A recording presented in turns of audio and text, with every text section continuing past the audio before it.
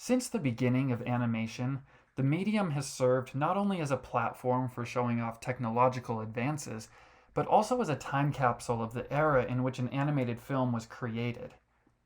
While Disney often does a good job representing characters with different backgrounds and telling stories that include different cultures, their movies from different eras contain the style and views of their times and reflect the sentiments of those times, for better or worse. But the opposite is also true. Movies, and specifically cartoons for the sake of this video, have the power to influence their audiences and society at large. During World War II, Disney produced propaganda shorts featuring Donald Duck. And according to a New York Times article published in 1997, animal shelters reported a rise in the return or abandonment of recently adopted dogs when 101 Dalmatians was released in 1961. This trend was repeated when the film was re-released in the 80s and 90s, and again when the live-action remake hit theaters. People even name their babies after celebrities and fictional characters. The media we consume wields the power to shape the very societies that it takes its cues from. With this strange power that media holds in mind, I believe that the Zootopia sequel not only deserves to happen, but also that it has a responsibility to exist. Zootopia, or Zootropolis as it's called in some countries, is a 2016 movie that follows the adventures of a young and optimistic bunny rabbit, Judy Hopps, as she leaves her small hometown to pursue her dream of becoming a police officer in Zootopia, an incredibly large and diverse city that is home to all different types of animals. While there, Judy is faced not only with her police work, but also with the harsh reality that even in a place where diversity thrives, stereotypes and unfair views about members of certain species are also prevalent. In this video, I want to talk about what the American social landscape looked like in March of 2016 when this movie came out, how it has escalated in the years since, and the role that I think a Zootopia sequel could play in today's political and social climate. In March of 2016, the primaries of the United States presidential election were in full swing. Barack Obama, the first black, let alone non-white president, was in his final year of office.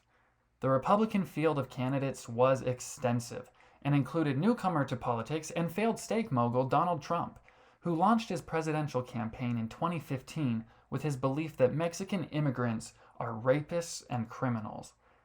Before this, he was a proud and prominent participant in the birther movement, a racist conspiracy theory that President Obama is not an American, but rather Kenyan, a claim that was wildly cynical and made in the face of absolutely no evidence. This is the kind of person we had running for president in Donald Trump, and he won. Despite losing the popular vote in 2 elections, a large amount of Americans supported him and still do. The 2016 elections were particularly hostile, the 2020 elections were even more so, and over the last few years, tensions in the United States have been growing steadily. The FBI reported in 2020 that hate crimes were at their highest level in over a decade. Divides have grown as political ideology has become a defining piece of people's identities. White supremacist marches and Black Lives Matter protests have raged on as brutal killings by police against unarmed Black Americans continue. Other movements like Defund the Police and sentiment that all cops are bastards have taken hold in our society. While a lot of the issues that have led to this civil unrest in America are not new, and in fact some of these issues are as old as the United States itself, a heightened intensity has been felt in the last few years, and a lot of the issues that Zootopia takes on have been pushed to the forefront of every American's mind in the years since its release. And in many ways, the movie is even more relevant today than it was when it was released 5 years ago. The film gets interesting with its embracing of nuance. It sends the very clear message that a lot of things in this world, and by extension our own world, are not very clear at all. Along with stereotypes, the film offers up the idea that presumptions about people are sometimes derived from something positive. Nick Wilde, who is a fox, is viewed as deceitful and kind of shady, but we see throughout the film that his resourcefulness and ability to think outside the box is, for all intents and purposes, harmless, and a means of keeping up with a society that all but rejected him entirely as a young pup. Conversely, rabbits are seen as naive and prone to underachievement, but it's this very same positive outlook and desire to achieve that drives our protagonist, Judy. This sort of paradoxical presentation goes even further in Zootopia. There's a scene wherein the film tells the viewer that it's entirely possible to have a blind spot in your perception of yourself. Judy and Nick have already become friends by this point, but in this scene, Judy stands before a crowd of reporters at a press conference and says a few things about predatory animals that Nick finds offensive.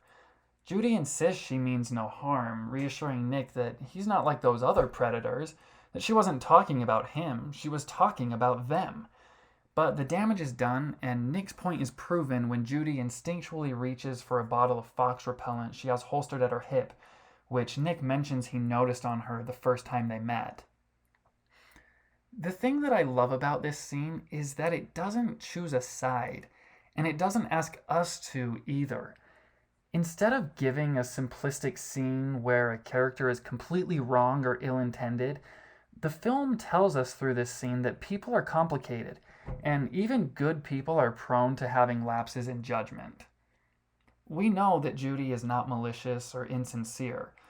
Nick is really the type of guy to just do his own thing and be left alone. It's not in his nature to go looking for a problem, but this scene validates each of these characters' feelings. It's basically saying that the whole "I'm not a racist because I have a black friend" thing or whatever variation on that you want to apply is total nonsense, and not at all a free pass to be flippant with your language or actions. In other words, words matter.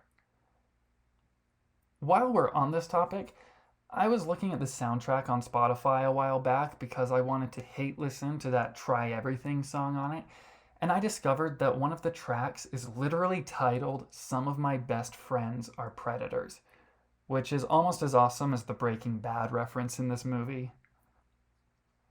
But anyway, let's talk about cops. The conversation around the police, including their methods, their funding, concerns about brutality and excessive force, is a majorly polarizing issue, and there seems to be a growing breakdown in trust between the police and civilians. It makes Zootopia's portrayal of the police even more interesting than it was in 2016, and revisiting this world now would be intriguing. In the movie, the police are generally portrayed very positively.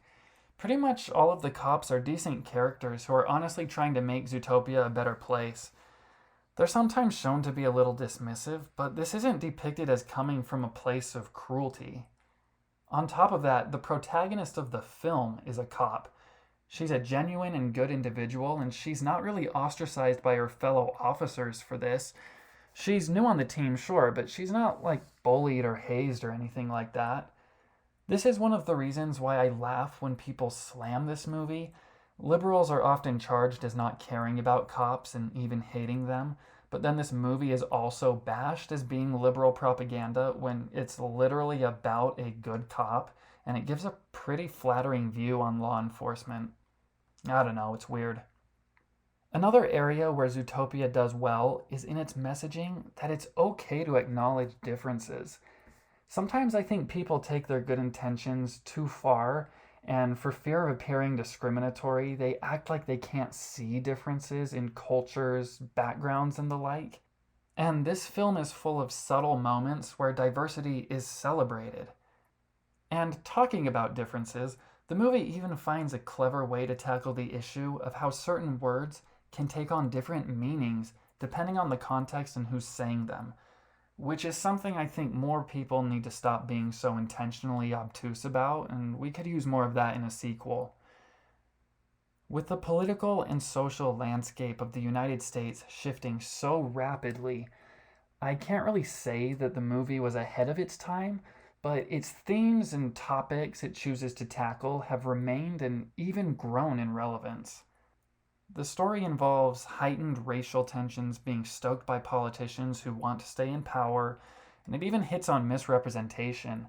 For instance, in that press conference scene I talked about earlier, We see how quickly something Judy says is intentionally misrepresented by a member of the media, and Judy struggles to put the record straight, immediately and firmly saying, quote, "That is not what I said."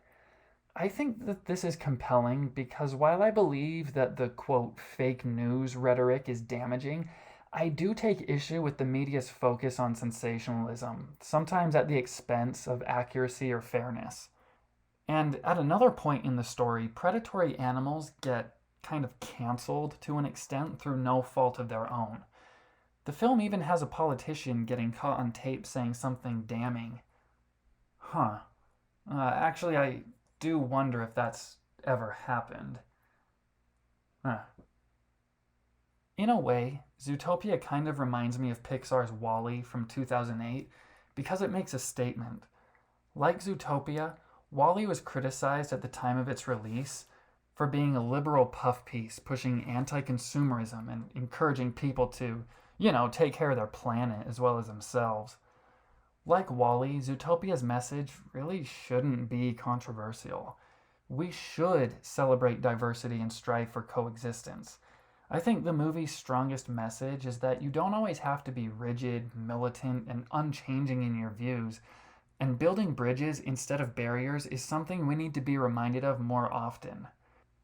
The world that is set up in this movie creates possibilities for a sequel that can open up some opportunities for complex commentary, especially regarding law enforcement.